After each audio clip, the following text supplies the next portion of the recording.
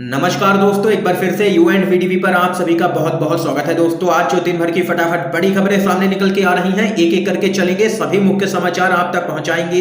लेकिन उससे पहले दोस्तों, आप लोगों से एक छोटा सा निवेदन है कि अगर आप लोग भी दिल्ली में हुई हिंसा का विरोध करते हैं और शांतिपूर्ण तरीके से कृषि कानूनों को रद्द करने की मांग करने वाले किसानों का समर्थन करते हैं, तो अभी इस वीडियो को लाइक कीजिए, चैनल को सब्सक्राइब करके बेल के आइकन को जरूर दबाइए दोस्तों, और लगातार हमारे साथ बने रहिए। दरअसल दोस्तों, पहली बड़ी खबर सामने निकल के आ रही है। राहुल गांधी बोले, अधिकतर किसान नहीं जानते तीनों ही नए कृषि कानून, वरना पूरा देश भड़क उठेगा। आप लोगों को दोस्तों बताते चलें, अपने संसदीय क्षेत्र वायनाड के दौरे पर पहुंचे कांग्रेस के पूर्व अध्यक्ष राहुल गांधी ने एक बार फिर से मोदी सरकार पर हमला बोला है। राहुल गांधी ने ट्वीट करते हुए कहा है कि मोदी का शासन दुनिया की सबसे तेजी से बढ़ती अर्थव्यवस्थाओं में से एक को बर्बाद करने का एक सबक है। तो वहीं आप लोगों को बताते चले, वायनाड में राहुल गांधी कई कार्यक्रम में हिस्सा ले रहे हैं। वायनाड से सांसद राहुल गांधी ने कहा है कि आप आज देश की स्थिति को जानते हैं, हर किसी के लिए यह स्पष्ट है कि क्या चल रहा है। भारत 2 से 3 बड़े व्यापारियों के हित में पीएम नरेंद्र मोदी के द्वारा चलाया जा रहा है। आज हर एक उद्योग पर 3 से 4 लोगों का एकाधिकार है। इससे पहले राहुल गांधी ने केंद्र सरकार से अपील की कि कृषि कानूनों को वापस लिया जाए। तो वहीं तीनों ही कृषि कानूनों की मुखालफत करते हुए कांग्रेस के सांसद राहुल गांधी ने कहा है कि सच्चाई यह है कि अधिकांश किसान तीनों ही नए कृषि कानून के विवरण को नहीं समझते हैं, क्योंकि अगर वह यह समझ गए तो पूरे देश में आंदोलन होगा, देश में आग लग जाएगी। ये यहाँ पर दोस्तों देख सकते हैं कि राहुल गांधी ने जोरदार हमला एक बार फिर से मोदी सरकार पर बोला है और कहा है कि अधिकतर किसान नहीं जानते तीनों ही नए कृषि कानून, वरना पूरा देश भड़क उठेगा। इस बीच एक और बड़ी खबर आप लोगों को बताते चलें। दिल्ली हिंसा, दीप सिद्धू ने फेसबुक लाइव होकर के किसान नेताओं को दी है चेतावनी, मैंने राज खोले तो भागने का रास्ता नहीं मिलेगा। आप लोगों को दोस्तों बताते चलें, 26 जनवरी को लाल किले पर हुई हिंसा के मामले में आरोपी ठहराए जा रहे पंजाब के कलाकार दीप सिद्धू ने फेसबुक पर लाइव होकर के किसान नेताओं को खुली चेतावनी दी है, धमकी दी है। बार बार गद्दार कहे जाने से नाराज सिद्धू ने किसान नेताओं को चेतावनी दी है कि अगर उन्होंने अंदर की बातें खोलनी शुरू कर दी तो इन नेताओं को भागने की राह नहीं मिलेगी। इस बात को डायलॉग ना समझे, ये बात याद रखना, मेरे पास हर बात की दलील है, मानसिकता बदलो। ये यहाँ पर देख सकते हैं कि फेसबुक लाइव होकर के बयान दिया है दीप सिद्धू ने। लगातार बीजेपी से कनेक्शन सामने निकल के आ रहे हैं दीप सिद्धू के, और वहीं लगातार सोशल मीडिया पर भी दीप सिद्धू को गिरफ्तार करने की मांग की जा रही है, लेकिन फिर भी दिल्ली पुलिस ने अभी तक कोई भी कार्रवाई नहीं की है दीप सिद्धू के खिलाफ। इस बीच एक और बड़ी खबर सामने निकल के आ रही है दोस्तों, दिल्ली पुलिस ने किसान नेताओं के खिलाफ जारी किया है लुकआउट नोटिस। जी हां दोस्तों, इस वक्त की बड़ी खबर सामने निकल के आ रही है, आप लोगों को बताते चले, दिल्ली पुलिस ने किसान नेताओं के खिलाफ लुकआउट नोटिस जारी किया है। दिल्ली पुलिस की ओर से यह जानकारी दी गई है। गणतंत्र दिवस के मौके पर दिल्ली में ट्रैक्टर रैली के दौरान हुई हिंसा के बाद पुलिस ने यहां पर यह एक्शन लिया है, लेकिन यहां पर दीप सिद्धू के खिलाफ अभी तक कोई भी एक्शन नहीं लिया गया है दिल्ली पुलिस की तरफ से। 20 किसान नेताओं को नोटिस जारी करने के बाद अब पुलिस ने लुकआउट नोटिस जारी कर दिया है। ये यहाँ पर दोस्तों इस वक्त की बड़ी खबर सामने निकल के आई है। तो वहीं एक और बड़ी अपडेट आप लोगों को बताते चलें, दिल्ली हिंसा, दिल्ली पुलिस के खिलाफ हाई कोर्ट में याचिका दाखिल, कमिश्नर को हटाने की गई है मांग। जी हां दोस्तों, इस वक्त की बड़ी खबर सामने निकल के आ रही है, दिल्ली में किसान ट्रैक्टर रैली में हुई हिंसा के खिलाफ उच्च न्यायालय में एक याचिका दायर की गई है, जिसमें दिल्ली पुलिस आयुक्त SN श्रीवास्तव को हटाने की मांग की गई है। याचिका में साथ ही आंदोलनकारी किसानों को नियंत्रण करने के दौरान अपनी ड्यूटी नहीं निभाने वाले पुलिस वालों को सजा देने की भी मांग की गई है। तो वहीं अगली बड़ी खबर आप लोगों को बताते चलें, बजट सत्र आसान नहीं है मोदी सरकार की राह, कृषि कानून समेत इन मुद्दों पर घेरने के लिए पूरी तरीके से तैयार विपक्ष। जी हां दोस्तों, जोरदार हंगामे के आसार आप लोगों को बताते चलें। देश की राजधानी में नए कृषि कानूनों को लेकर के पिछले 2 माह से किसान लगातार आंदोलन कर रहे हैं। कृषि कानूनों के पारित होने के बाद से विपक्ष मोदी सरकार पर हमलावर है। 29 जनवरी से शुरू हो रहे बजट सत्र में केंद्र सरकार को घेरने के लिए विपक्ष ने अपनी तैयारी पूरी कर ली है। लोकसभा और राज्यसभा में विपक्ष की ओर से नए कृषि कानून, चीन और कोरोना संकट में गिरती अर्थव्यवस्था को लेकर के सवालों की लंबी सूची तैयार की गई है, जिनका जवाब मोदी सरकार को देना पड़ेगा। बजट सत्र शुरू होने से एक दिन पहले यानी कि आज प्रमुख विपक्षी नेता सरकार को चौतरफा घेरने के लिए वीडियो कॉन्फ्रेंस के माध्यम से बैठक कर संयुक्त रणनीति बनाएंगे।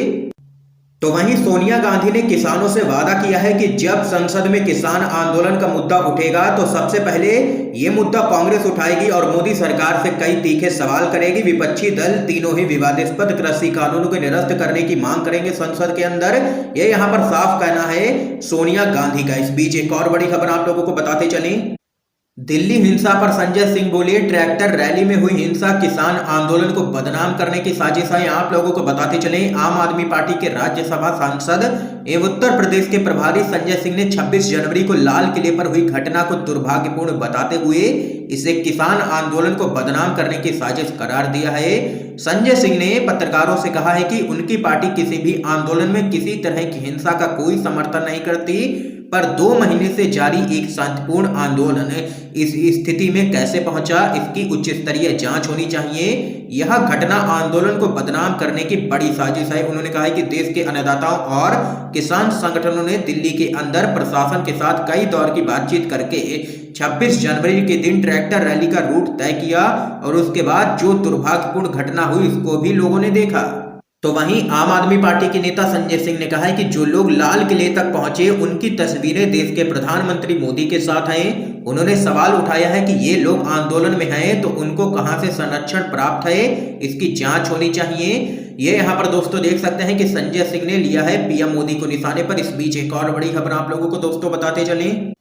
कांग्रेस ने मुंबई के 94 पुलिस थानों में अर्णब गोस्वामी के खिलाफ शिकायत दर्ज करवाई है। गिरफ्तारी की मांग आप लोगों को दोस्तों बताते चले। बीजेपी का दलाल अर्णब गोस्वामी यहां पर बुरी तरीके से फंस चुका है। मुंबई के सभी 94 पुलिस थानों में रिपब्लिक टीवी के editor in chief Arnab Goswami के खिलाफ शिकायतें दर्ज करवा दी गई हैं। ये शिकायतें मुंबई कांग्रेस की ओर से दर्ज करवाई गई हैं। यह जानकारी मुंबई कांग्रेस के अध्यक्ष ने यहां पर एक बयान में दी है। आप लोगों को बताते चले, मुंबई कांग्रेस ने मांग की है कि अर्णब गोस्वामी को राष्ट्रीय सुरक्षा कानून 1980 और ऑफिशियल सीक्रेट एक्ट 1923 के तहत तत्काल गिरफ्तार किया जाना चाहिए। पुलिस आयुक्त ने उन्हें भरोसा दिलाया है कि कानूनी प्रावधानों के तहत अर्णब गोस्वामी के खिलाफ सख्त से सख्त कार्रवाई की जाएगी। देख सकते हैं कि यहां पर पूरी तरीके से फंसता जा रहा है बीजेपी का दलाल अर्णब गोस्वामी। तो वहीं इस बीच एक और बड़ी खबर आप लोगों को बताते चले। रिपोर्ट, लॉकडाउन में अरबपतियों की संपत्ति बढ़ी 35%। तो राहुल गांधी बोले, इन्हीं के लिए देश चला रहे हैं नरेंद्र मोदी। आप लोगों को बताते चले, मोदी सरकार के द्वारा लगाया गया लॉकडाउन देश के अमीरों और सरकार के करीबी उद्योगपतियों के लिए जहां फायदेमंद रहा तो वहीं गरीबों के लिए कहर बनकर के टूटा है। इस बात का खुलासा गरीबी उन्मूलन के लिए काम करने वाली संस्था ऑक्सफैम की एक रिपोर्ट से हुआ है। आप लोगों को बताते चले, रिपोर्ट के मुताबिक कोरोना वायरस महामारी के चलते लगाए गए लॉकडाउन के दौरान भारतीय अरबपतियों की संपत्ति में तकरीबन 35% का इजाफा हुआ है, जबकि इस दौरान करोड़ों लोगों के लिए आजीविका का संकट पैदा हो गया। इसके अलावा लॉकडाउन के दौरान लाखों लोगों की नौकरियां भी चली गईं। रिपोर्ट में कहा गया है कि मार्च 2020 के बाद से भारत के 100 अरबपतियों ने जितनी संपत्ति बनाई है उसमें देश के हर 138 मिलियन यानी कि 13.8 करोड़ गरीब लोगों को 94,045 रुपए का चेक दिया जा सकता था। तो वहीं दोस्तों अब आप लोगों को बताते चलें, इस रिपोर्ट पर प्रतिक्रिया देते हुए कांग्रेस के पूर्व अध्यक्ष राहुल गांधी ने कहा है कि यही होता है जब प्रधानमंत्री पूरे देश को 3-4 उद्योगपतियों के हित के लिए ही चलाता है। ये यहाँ पर राहुल गांधी ने इस रिपोर्ट पर घेरा है प्रधानमंत्री मोदी को। इस बीच एक और बड़ी खबर जान लेते हैं दोस्तों। आंदोलन को कमजोर आदमी बीच में छोड़ता है, राकेश टिकैत का वीएम सिंह पर पलटवार। आप लोगों को बताते चले, गणतंत्र दिवस पर निकाली गई किसान ट्रैक्टर रैली के दौरान मचे बवाल और हिंसा के बाद राष्ट्रीय किसान मजदूर संगठन के नेता वीएम सिंह ने भारतीय किसान यूनियन के नेता राकेश टिकैत पर आरोप लगाए हैं। सिंह ने टिकैत पर किसान आंदोलन के नाम पर नेतागिरी करने का आरोप लगाया है। इस पर राकेश टिकैत ने भी उन पर पलटवार किया है। आप लोगों को बताते चले, राकेश टिकैत ने कहा है कि मैं पहले ही गाजीपुर की तरफ से किसानों की सारी जिम्मेदारी ले चुका हूं, जिसको गाजीपुर छोड़ना है वह छोड़ दे। उन्होंने वीएम सिंह और उनके संगठन से सवाल करते हुए कहा कि वह 2 महीने से यहाँ क्यों डटे थे। उन्होंने कहा कि जब पुलिस का डंडा पड़ा तो भाग गए, जब नेतागिरी करनी थी तो करते रहे, लेकिन जब पुलिस ने एफआईआर दर्ज की तो आंदोलन छोड़ करके भाग गए बीच में। टिकैत ने सिंह को लेकर के कहा है कि आंदोलन को कमजोर आदमी बीच में ही छोड़ के चला जाता है। तो वहीं इस बीच एक और बड़ी अपडेट जान लेते हैं दोस्तों। आम आदमी पार्टी का बड़ा आरोप, ट्रैक्टर परेड में हंगामे के लिए बीजेपी ने ही दीप सिद्धू को भेजा था। आप लोगों को बताते चले, गणतंत्र दिवस पर राष्ट्रीय राजधानी दिल्ली में ट्रैक्टर परेड के दौरान हुई हिंसा के बाद यहां पर अब लगातार मोदी सरकार घिरती जा रही है। आम आदमी पार्टी ने आरोप लगाया है कि भाजपा ने गणतंत्र दिवस पर दिल्ली में किसानों के ट्रैक्टर परेड में अराजकता पैदा करने के लिए अपने अभिनेता दीप सिद्धू को लगाया था। बीजेपी ने आंदोलन को बदनाम करने के लिए ये सारी चीजें रची हैं। आप लोगों को बताते चले, भाजपा और दीप सिद्धू के बीच संबंधों पर सवाल उठाते हुए आम आदमी पार्टी के प्रवक्ता राघव चड्ढा ने कहा है कि किसानों के ट्रैक्टर परेड में हंगामा खड़ा करने के लिए भाजपा ने दीप सिद्धू को अपना पिट्ठू बनाया। आम आदमी पार्टी के नेता राघव चड्ढा ने कहा है कि जो कुछ भी घटा है वो बेहद ही पीड़ादायक है। जो सबूत जनता के सामने आए हैं वो इशारा कर रहे हैं कि बीजेपी ने आंदोलन को बदनाम करने के लिए ये सारी साजिश रची है। ये दीप सिद्धू उनके स्लीपर सेल में काम करने वाला व्यक्ति है। ये यहाँ पर दोस्तों देख सकते हैं कि राघव चड्ढा ने जोरदार तरीके से घेरा है केंद्र की मोदी सरकार को। इस बीच एक और बड़ी खबर जान लेते हैं। दिल्ली के सीएम अरविंद केजरीवाल का बड़ा ऐलान, कहा यूपी और उत्तराखंड समेत 6 राज्यों में चुनाव लड़ेगी आम आदमी पार्टी। आप लोगों को बताते चले, आम आदमी पार्टी ने उत्तर प्रदेश, उत्तराखंड, गोवा समेत 6 राज्यों में अगले 2 वर्षों में चुनाव लड़ने का फैसला किया है। इस बात का ऐलान खुद आम आदमी पार्टी के संयोजक और दिल्ली के मुख्यमंत्री अरविंद केजरीवाल ने आम आदमी पार्टी के राष्ट्रीय परिषद की बैठक में किया है। अरविंद केजरीवाल ने कहा है कि पार्टी अगले 2 सालों में यूपी, उत्तराखंड, गोवा, पंजाब, हिमाचल प्रदेश और गुजरात में चुनाव लड़ेगी। इस बीच एक और बड़ी खबर आप लोगों को बताते चले दोस्तों, पश्चिम बंगाल चुनाव, वाम दल और कांग्रेस के बीच में सीट बंटवारे को लेकर के बनी है सहमति। आप लोगों को बताते चले, पश्चिम बंगाल में इस साल विधानसभा के चुनाव होने हैं। माना जा रहा है कि इस बार मुख्य मुकाबला भाजपा और सत्तारूढ़ तृणमूल कांग्रेस के बीच में ही है। हालांकि लेफ्ट और कांग्रेस के बीच गठबंधन की मुहर के बाद यह चुनाव और भी दिलचस्प हो सकता है। लेकिन यह सवाल अब तक बना हुआ था कि कांग्रेस और वाम दल कितनी सीटों पर चुनाव लड़ेंगे। यह तस्वीर अभी भी साफ नहीं हो पाई है, लेकिन बंटवारे को लेकर के आपसी सहमति जरूर बन गई है। दोनों ही दल इस बात को लेकर के राजी हो गए हैं कि पिछले चुनाव में जो जहां पर जीता था वह सीट उसी दल के पास रहेगी। ऐसे में इस बात की उम्मीद की जा रही है कि आने वाले दिनों में वाम दलों और कांग्रेस के बीच में सीट बंटवारे पर भी मुहर लग सकती है। तो वहीं दोस्तों अगली बड़ी खबर आप लोगों को बताते चलें, मोदी शासन दुनिया की सबसे तेजी से बढ़ती अर्थव्यवस्थाओं में से एक को बर्बाद करने का एक सबक है। ये यहाँ पर जोरदार हमला मोदी सरकार पर राहुल गांधी ने बोला है। आप लोगों को बताते चले, देश की खस्ताहाल अर्थव्यवस्था को लेकर के एक बार फिर से कांग्रेस के पूर्व अध्यक्ष राहुल गांधी ने केंद्र की मोदी सरकार पर निशाना साधा है। उन्होंने ट्वीट कर कहा है कि मोदी जी का शासन दुनिया की सबसे तेजी से बढ़ती अर्थव्यवस्थाओं में से एक को बर्बाद करने का एक सबक है। राहुल गांधी ने इस ट्वीट में यह बताने की कोशिश की है कि मोदी सरकार के फैसलों ने कैसे देश की अर्थव्यवस्था को धरातल पर ला दिया है। लगातार राहुल गांधी देश की बिगड़ी अर्थव्यवस्था के मुद्दे पर मोदी सरकार को घेरते रहे हैं। नोटबंदी, जीएसटी, देश में 45 साल में सबसे ज्यादा बेरोजगारी और लॉकडाउन जैसे मुद्दों पर राहुल गांधी खुलकर के बोलते रहे हैं। राहुल गांधी कहते हैं कि मोदी सरकार के यह वो फैसले हैं जिनकी वजह से भारत की अर्थव्यवस्था औंधे मुंह गिरी है। बावजूद इसके सरकार ने हालात को सुधारने के लिए कोई बड़ा कदम नहीं उठाया है।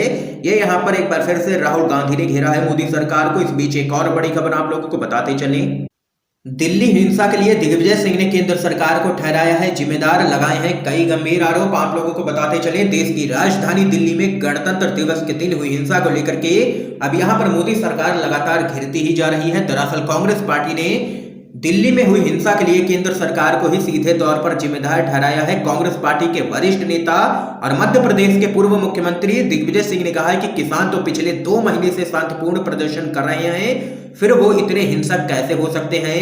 दिग्विजय सिंह का कहना है कि जिन लोगों ने दिल्ली में उत्पात मचाया है उनमें से 15 लोगों को पकड़कर किसानों ने खुद दिल्ली पुलिस को सौंपा है और उन 15 लोगों के पास से सरकार मुलाजिम होने का आई कार्ड मिला है। दिग्विजय सिंह ने आगे कहा कि गणतंत्र दिवस के दिन दिल्ली में 3 जगह से किसानों की ट्रैक्टर रैली निकालने की इजाजत दी गई थी। सिंघू बॉर्डर, टिकरी बॉर्डर और गाजीपुर बॉर्डर, इन 3 जगहों से ट्रैक्टर रैली निकली, लेकिन पुलिस ने उन 3 रूटों को ही बैरिकेड से बंद कर दिया था। वहां पर किसान और पुलिस वालों के बीच में संघर्ष हुआ था। वहां किसानों पर पुलिस वालों ने टीयर गैस का इस्तेमाल किया था। ये यहाँ पर दोस्तों देख सकते हैं कि दिल्ली हिंसा के लिए दिग्विजय सिंह ने सीधे तौर पर मोदी सरकार को ठहराया है जिम्मेदार। आज की तमाम बेहद बड़ी खबरें दोस्तों सामने निकल के आई हैं जो हमने आप लोगों तक पहुंचाई हैं। वीडियो पसंद आया हो तो इस वीडियो को लाइक कीजिए, ज्यादा से ज्यादा इस वीडियो को शेयर कीजिए ताकि आप सभी के दोस्त भी इन खबरों को जान सके। और अगर आपने अभी तक हमारे यूट्यूब चैनल को सब्सक्राइब नहीं किया है तो अभी सब्सक्राइब करके बेल के आइकन को जरूर दबाइए।